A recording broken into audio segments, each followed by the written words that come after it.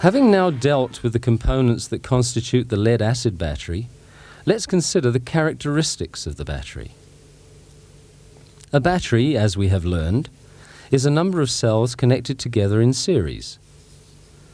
When activated, each cell is capable of producing a nominal 2 volts, irrespective of its size or the number of plates in each element. The number of elements or cells connected will determine the total output voltage of the battery.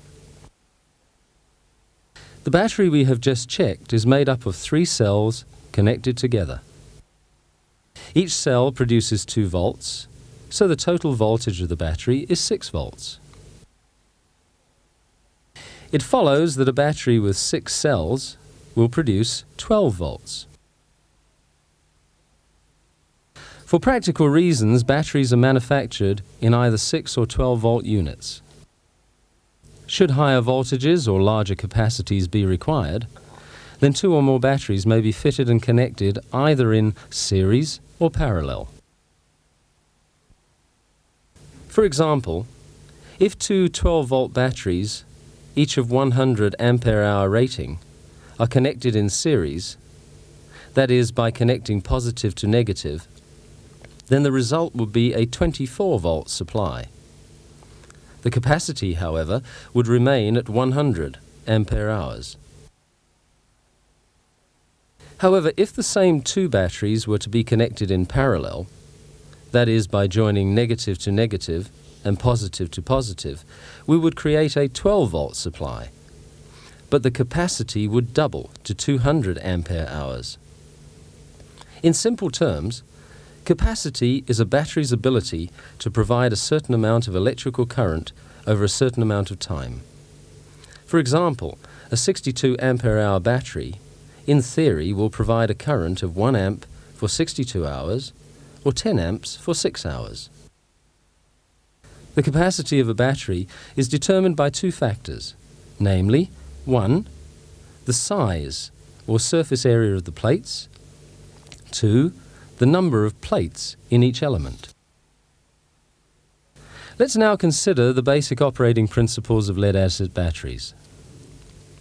The theory of lead-acid batteries is derived from the fact that an electrical charge is created when 2 plates of dissimilar metal compounds are immersed in a dilute acid. The compounds used in lead-acid batteries are lead dioxide and sponge lead. Connecting the 2 plates via a load will result in a current flow. As the battery continues to supply current to the load, it eventually becomes discharged. This occurs when the negative plate and the positive plate's compounds both change to lead sulfate. When this condition exists, the cells can no longer supply current to the load.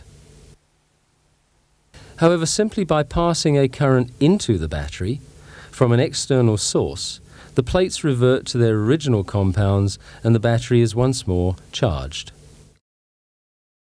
On a motor vehicle, the alternator supplies the necessary external current for recharging the battery. During the discharge and charge cycles of the battery, hydrogen and oxygen gas are generated in the individual cell compartments by the chemical reaction taking place. These gases escape through the vent plugs in the battery cover.